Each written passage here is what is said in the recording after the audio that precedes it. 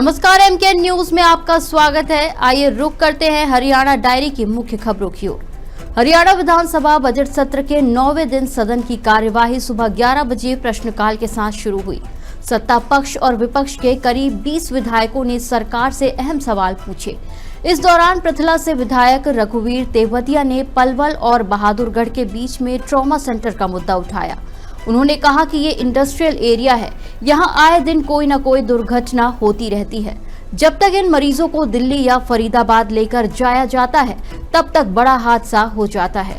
इस प्रश्न पर मुख्यमंत्री नायब सिंह सैनी ने अपना जवाब दिया। सीएम सैनी ने स्पष्ट किया कि जिस स्थान का उल्लेख स्थानीय विधायक द्वारा किया गया है, वहां से मात्र 500 मीटर की दूरी पर 200 बेड का अस्पताल उपलब्ध है। इसके अलावा दूसरी तरफ केवल 2 किलोमीटर की दूरी पर 50 बेड का उपमंडल नागरिक अस्पताल भी संचालित है। पलवल में उस स्थान पर जाम की समस्या को ध्यान में रखते हुए फ्लाईओवर का निर्माण किया गया है, जिससे यातायात व्यवस्था सुगम हुई है और लोगों की आवाजाही में काफी सुविधा मिली है। आपने अभी कहा है कि पीछे भी क्वेश्चन लगाया था और मंत्री जी ने बहुत डिटेल में उत्तर दिया आपको, क्योंकि इसके जो नॉर्म्स हैं वो नॉर्म्स पूरे नहीं कर रहे। ये आपके सामने मंत्री जी ने जो बताया, एक 200 बेड का हॉस्पिटल है जो मात्र आधा किलोमीटर दूरी पे है, वहीं जहां आप बात कर रहे हैं आधा किलोमीटर दूरी पे है, जहां से आप बात कर रहे हैं ये जिला अस्पताल पलवल।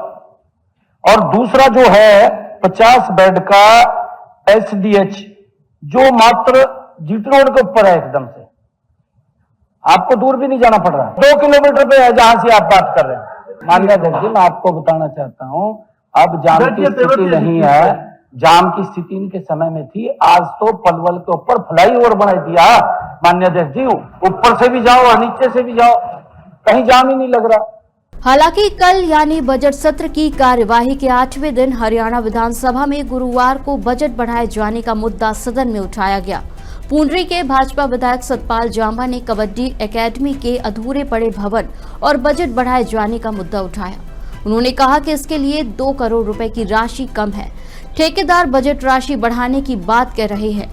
इस मुद्दे पर जब बजट बढ़ाने को लेकर चर्चा चली तो मुख्यमंत्री नायब सिंह सैनी ने हस्तक्षेप करते हुए कहा कि सरकार ने निर्णय लिया है कि किसी प्रोजेक्ट के क्रियान्वयन के दौरान यदि उस परियोजना में कार्य का विस्तार किए जाने की आवश्यकता है तो उसके लिए नया टेंडर लगाया जाएगा।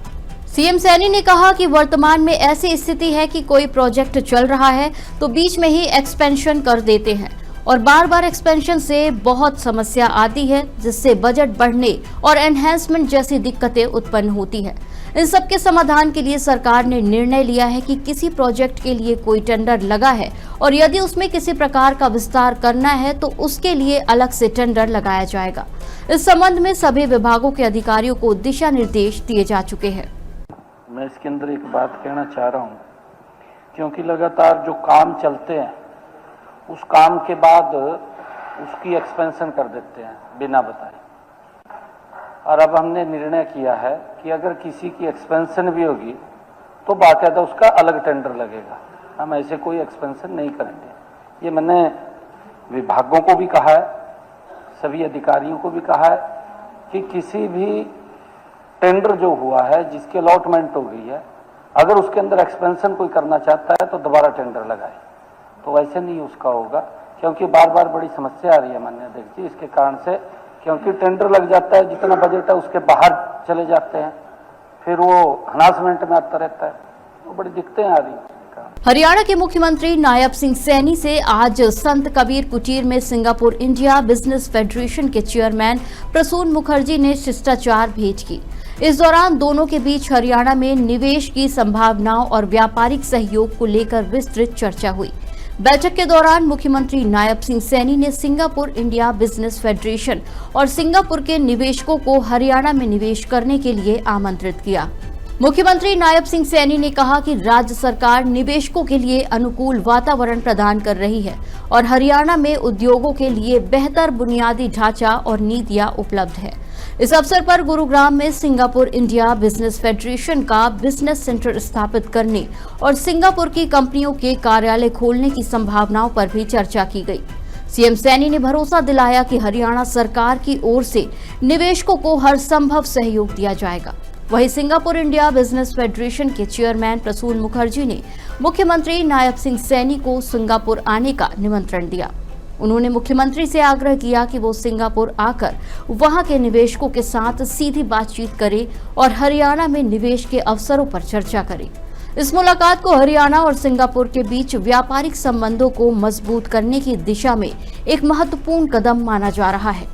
हरियाणा डायरी में फिलहाल इतना ही। आप देखते रहिए MKN न्यूज। नमस्कार।